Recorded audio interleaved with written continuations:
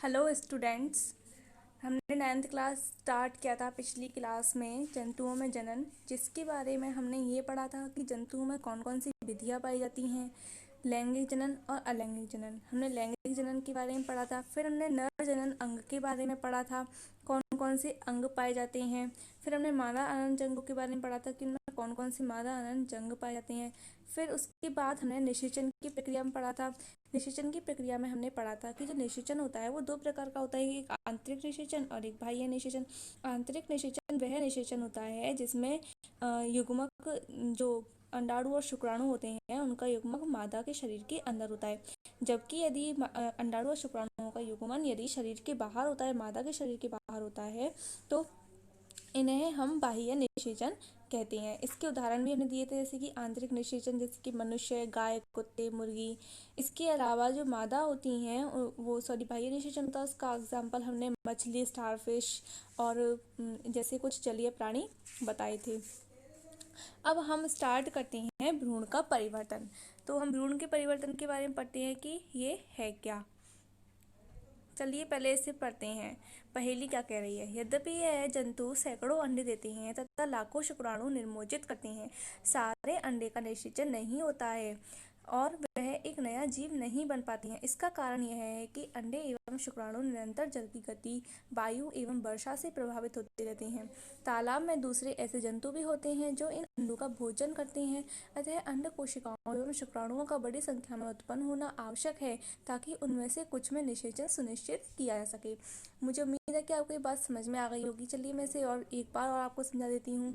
यानी कि जो मादा युग्मक होती हैं जैसे कि अंडाणु और जो नर युग्मक होती हैं यानी कि शुक्राणु, वो लाखों की संख्या में निर्मोचित किए जाते हैं। किसी जीव के द्वारा वे लाखों की संख्या में निर्मोचित किए जाते हैं।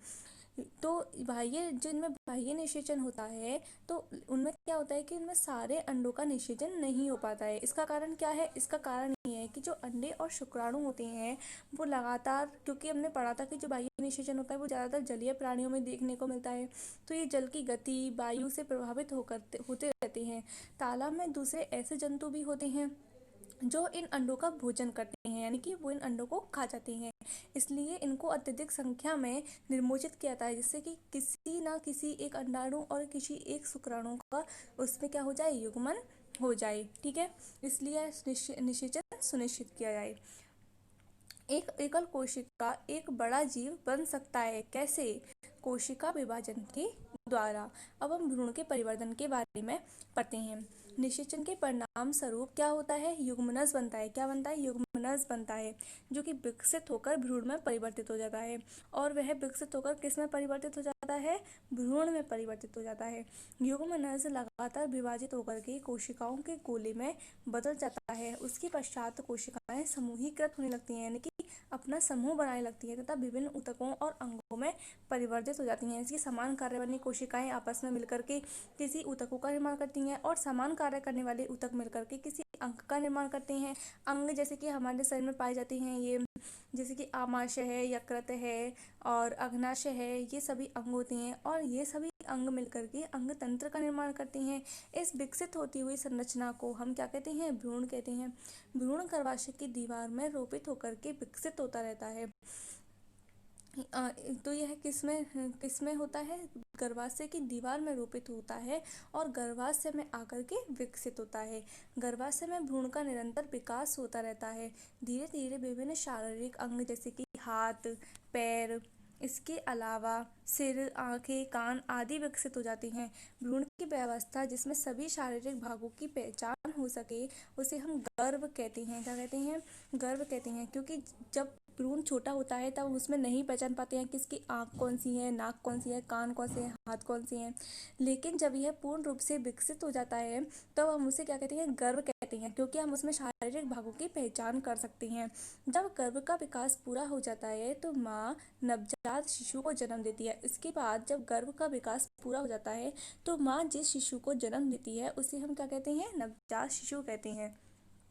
तो चलिए इस वाली बात को हम एक बार और रिपीट कर लेते हैं। मादा युग्मक और नर युग्मक आपस में मिलकर के किसका निर्माण करते हैं, युग्मनज बनाते हैं। क्या बनाते हैं, युग्मनज बनाते हैं। और फिर ये जो युग्मनज होता है वो विकसित होकर के क्या बनाते हैं, भ्रूण बनाते हैं। फिर ये युग्मनज होता है वो लगातार उसमें क्या होता है, विभाजन होता है। ये फिर क्या बनाती हैं, कोशिकाओं के गोले में बदल जाती हैं, यानी कि काफ़ी सारी कोशिकाओं का एक समूह बना लेती हैं।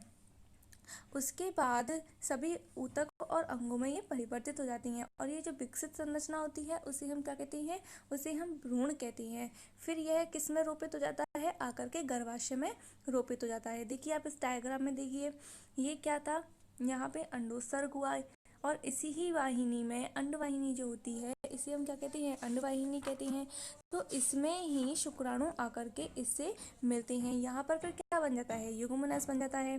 ठीक है, फिर ये आगे चल कर के कोशिकाओं में विभाजित होता है, 2 कोशिकाओं में हुआ, 4 में हुआ, 8 में हुआ, इसके बाद यह 16 में हुआ, उसके बाद यह पूर्ण रूप से एक गर्भाशय में जाता है, और गर्भाशय की दीवारों में रोपित होकर के भ्रूण का निर्माण कर लेता है।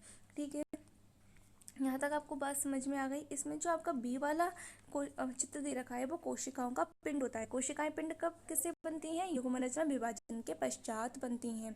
ठीक है, इसके बाद आपका जो ये वाला डायग्राम है वो किसका है, विकसित भ्रूण का है, जो कि गर्भाशय में आकर के रोपित हो गया है। ये जो भ्रूण है ये गर्भाशय है, इसकी दीवारों में आकर के ये क्या हो गया है, रोपित हो गया है। ठीक, अब भ्रूण के गर्भाशय में विकसित हो जाने के बाद उसका विकास होता है, यानी कि उसके कौन कौन से अंग आने लगते हैं, हाथ आने लगते हैं, कान, सिर, आँखें, ये सभी उसमें दिखाई देने लगती हैं। भ्रूण की व्यवस्था जिसमें सभी शारीरिक भागों की पहचान हो सके उसे हम क्या कहते हैं, गर्भ कहते हैं। जब गर्भ का विकास पूरा हो जाता है तो माँ नवजात शिशु को जन्म देती है।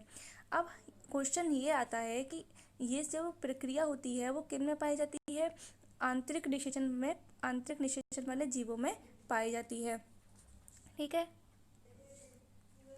मुर्गी में भी आंतरिक निषेचन होता है, लेकिन क्या मनुष्य गाय की तरह मुर्गी भी बच्चों को जन्म देती है, नहीं, मुर्गी क्या देती है, अंडा देती है। हम सब जानते हैं कि मुर्गी अंडा देती है, लेकिन उसमें जो निषेचन होता है वो कैसा होता है, आंतरिक होता है।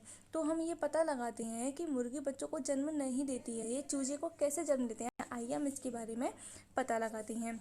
निषेचन के फौरन बाद ही युग्मनज लगातार विभाजित होता रहता है और अंडवाहिनी में नीचे की ओर बढ़ता रहता है, यानी कि युग्मनज यहाँ पर बना, यहाँ पे देखिए आप, युग्मनज यहाँ पे बना और यह अंडवाहिनी में अंदर की ओर जाने लगता है। ठीक है, अंडवाहिनी में अंदर की ओर जाने लगता है। इसके नीचे बढ़ने के साथ साथ ही इस पर एक सुरक्षित परत जो होती है वो चढ़ती जाती है।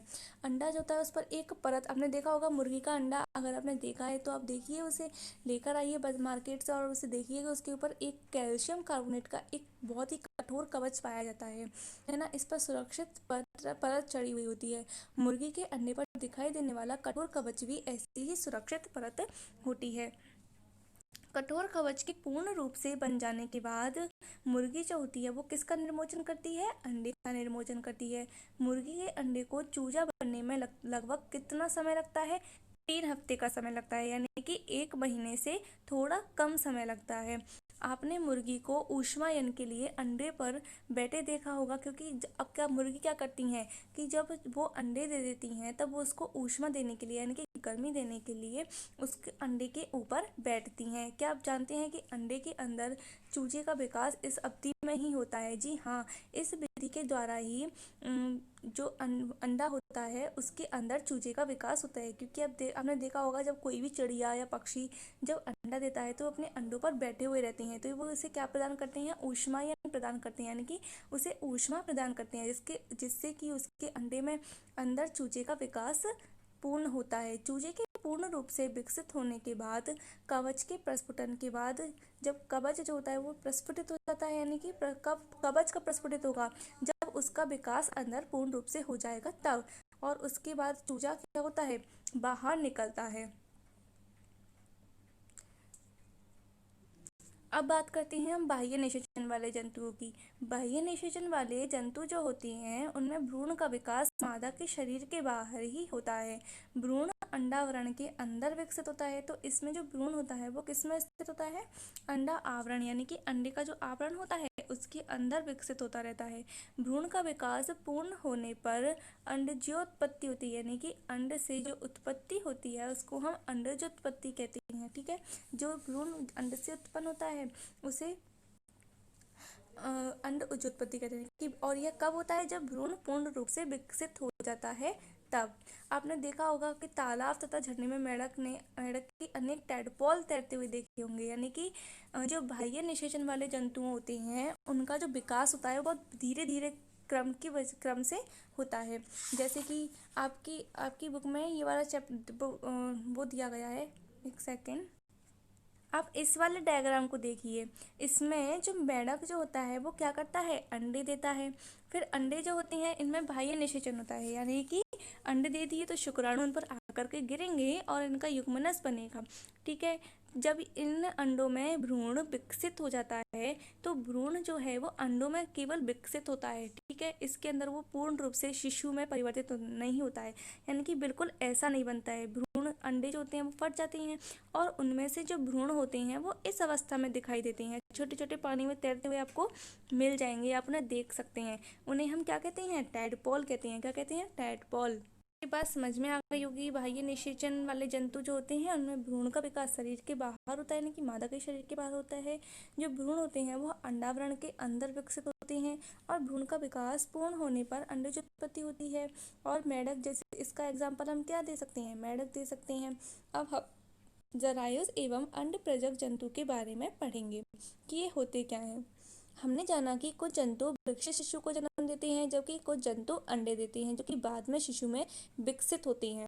तो आपको अपनी कॉपी में जरायुज और अंडप्रजक जंतु की परिभाषा लिखनी है। तो आपको जरायुज जंतु की परिभाषा क्या लिखनी है, वे जंतु जो सीधे ही शिशु को जन्म देते हैं उन्हें जरायुज जंतु कहते हैं, और वे जंतु जो अंडे देते हैं उन्हें हम अंडप्रजक जंतु कहते हैं। ठीक है, निम्न क्रियाकलाप की सहायता से आप इस बात को अच्छे तरीके से समझ सकेंगे तथा जरायुज एवं अंडप्रजक में विभेद भी कर सकेंगे। तो क्या है भाई, मेंढक, छिपकली, तितली अथवा शलभ, मुर्गी तथा कौवे अथवा किसी अन्य पक्षी के अंडे का अवलोकन करने का प्रयास कीजिए। क्या आप इन सभी पक्षियों के अंडों का अवलोकन कर पाए हैं? जिन अंडों को आपने एकत्र किया है उनके चित्र बनाइए। कुछ जंतुओं के अंडों का अवलोकन करना सरल होता है क्योंकि उनकी मां शरीर के बाहर अंडे देती हैं, परंतु जैसे कि मुर्गी के अंडे को हम देख सकते हैं, मेंढक के अंडों को देख सकते हैं, पानी में पत्तियों पर चिपके हुए रहते हैं, छिपकली के अंडों को देख सकते हैं हम, लेकिन कुछ जंतुओं को, कुछ जानवरों के अंडों को हम नहीं देख सकते हैं। क्यों नहीं देख सकते हैं? गाय, कुत्ता, बिल्ली के अंडे एकत्र हम नहीं कर सकते हैं क्योंकि वह अंडे नहीं देते हैं। इनमें माँ पूर्ण विकसित शिशु को जन्म देती है। यह जरायु जंतुओं के उदाहरण हैं। तो आपको समझ में आ गया परिभाषा क्या हो गई, वे जंतु जो सीधे शिशु को जन्म देते हैं जरायु जंतु कहलाते हैं। अगर आप इसका एग्जाम्पल लिखना चाहें यानी कि उदाहरण लिखना चाहें तो क्या लिख सकते हैं, कुत्ता, बिल्ली, गाय आदि। इसके अलावा जो अंडप्रजक जंतु होते हैं आप उनके बारे में भी लिख सकते हैं, अंडप्रजक जंतु की परिभाषा लिख सकते हैं और उसके उदाहरण लिख सकते हैं, जैसे कि मेंढक, मुर्गी, छिपकली। ठीक है, ये सभी लिख सकते हैं। शिशु से वयस्क, यानी कि अब हम पढ़ते हैं कि शिशु से वयस्क बनने की प्रक्रिया क्या होती है। नवजात जन्मे प्राणी अथवा अंडे के प्रस्फुटन से निकले प्राणी तब तक वृद्धि करते रहते हैं जब तक कि वे वयस्क नहीं हो जाते। यानी कि हमने पढ़ा था कि जो माँ होती है जब भ्रूण पूर्ण रूप से विकसित हो जाता है, जब उसे जन्म देती है तब उसे हम नवजात शिशु कहते हैं। ये नवजात जो होते हैं वो जन्मे प्राणी अथवा अंडे के प्रस्फुटन से जो निकले हुए प्राणी होते हैं वो तब तक वृद्धि करते रहते हैं जब तक कि उनका पूर्ण रूप से विकास ना हो जाए, यानी कि पूर्ण रूप से वयस्क नहीं हो जाए। कुछ जंतुओं में नवजात जंतु वयस्क से बिल्कुल अलग दिखाई पड़ते हैं। जैसे कि आप अपनी ही शक्ल की देख लीजिए, आप बचपन में कैसे थे, बहुत छोटी जब आप पैदा हुए थे आपकी शक्ल कैसी थी और आपकी शक्ल कैसी है। ठीक है, बिल्कुल अलग दिखाई पड़ते हैं। रेशम कीट के जीवन चक्र का स्मरण कीजिए। इसके अलावा आप मेंढक को देख लीजिए, मेंढक जो होते हैं वो वयस्क मेंढक कैसा होता है, ऐसा होता है, जबकि इसका जो लार्वा होता है, या हम ये कहें कि मेंढक में जो भ्रूण होते हैं वो कैसी अवस्था में पाए जाते हैं, वो ऐसी अवस्था में पाए जाते हैं। ठीक है, इसी प्रकार से जो रेशम कीट होता है वो क्या करता है, अंडा देता है ना, उसमें भी मेंढक की तरह एक लार्वा निकलता है, उसे हम इल्ली कहते हैं। क्या कहते हैं? इल्ली कहते हैं। इल्ली किस में विकसित होता है? प्यूपा में विकसित होता है। फिर उसके बाद वो पूर्ण रूप से वयस्क में परिवर्तित होता है, जिसके विषयों में आप 7th क्लास में पढ़ चुके हैं। मेंढक इस प्रकार के जंतुओं का एक अन्य उदाहरण है। मेंढक में अंडे से प्रारंभ करके वयस्क बनने की विभिन्न अवस्थाओं का परीक्षण कीजिए। हम 3 स्पष्ट अवधारणा तथा चरणों को देख पाते हैं। अंडा क्या देते हैं? टैडपोल लार्वा देते हैं। उसके बाद वह वयस्क में बदल जाता है। क्या लेडपोल वयस्क मेंढक से भिन्न दिखाई देते हैं? हाँ, भिन्न दिखाई देते हैं। उसमें वयस्क मेंढक की तरह हाथ या पैर नहीं होते हैं, यानी कि अग्रपाद और पश्चपाद नहीं होते हैं। इसके अलावा उसमें टेल भी पाई जाती है, जो कि वयस्क में नहीं पाई जाती है। क्या आप सोच सकते हैं कि किसी दिन यह टैडपोल वयस्क मेंढक बन जाएंगे? उसी प्रकार रेशम कीट की इल्ली या प्यूपा वयस्क रेशम कीट से बहुत अलग ही दिखाई देती है, क्योंकि जो रेशम कीट होती है, प्यूपा जो होती हैं, वो बिल्कुल कीट जैसे होते हैं। ठीक है, वयस्क में पाए जाने वाले लक्षण नवजात में नहीं पाए जाते हैं, यानी कि जो लक्षण वयस्क में पाए जाते हैं वो नवजात में नहीं पाए जाते हैं, उनसे काफ़ी भिन्न होते हैं। फिर टैडपोल अथवा इल्ली का बाद में क्या होता है? टैडपोल और इल्ली बाद में किस में चेंज हो जाती हैं? वयस्क में चेंज हो जाते हैं। ठीक है, आपने एक सुंदर शलभ को कोकून से बाहर निकलते देखा होगा। टैडपोल रूपांतरित होकर के वयस्क में बदल जाता है, जो छलांग लगा सकता है। ठीक है, जो रेशम कीट होती हैं वो क्या बनाते हैं? कोकून कोकून बनाते हैं, कोकून से बाहर निकलते हैं, क्योंकि जो रेशम कीट होती हैं वो ही कोकून बनाते हैं। इसके जो लार्वा होते हैं वो ये कार्य नहीं करते हैं। टैडपोल जो होते हैं वयस्क में चेंज हो जाते हैं और छलांग लगा सकते हैं और तैर सकते हैं। कुछ विशेष परिवर्तनों के साथ टैडपोल का वयस्क में रूपांतरण कायांतरण कहलाता है। ठीक है, आपसे कायांतरण की परिभाषा भी पूछी जा सकती है, तो क्या परिभाषा लिखेंगे आप?